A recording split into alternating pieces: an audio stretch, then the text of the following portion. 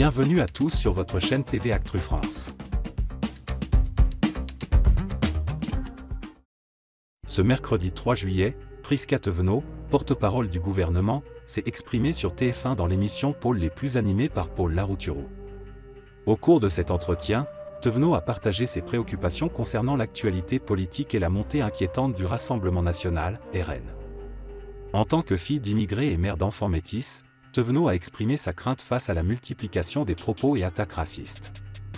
Des propos et des attaques racistes se sont multipliés, se sont intensifiés.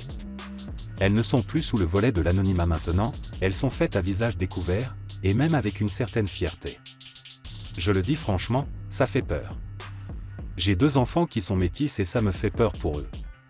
J'ai peur que demain, il y ait des attaques auprès de mes enfants, a-t-elle déclaré avec inquiétude. Thévenot a également partagé ses propres expériences de discrimination.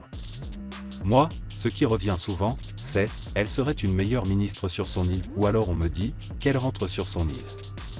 Ce sont les responsables politiques qui participent à libérer cette parole. Une des personnes investies par le RN m'a dit de « rentrer sur mon île », a-t-elle confié. Née à Strasbourg de parents mauriciens, Thévenot a dû faire face à des préjugés racistes tout au long de sa vie, une situation compliquée par le fait qu'elle ait des enfants métis. On se ressemble, mais mon premier était blond quand il était petit, compliqué.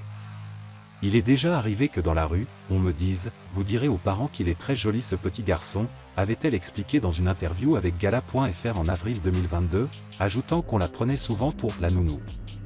Thévenot insiste sur l'importance du dialogue pour contrer ces attitudes.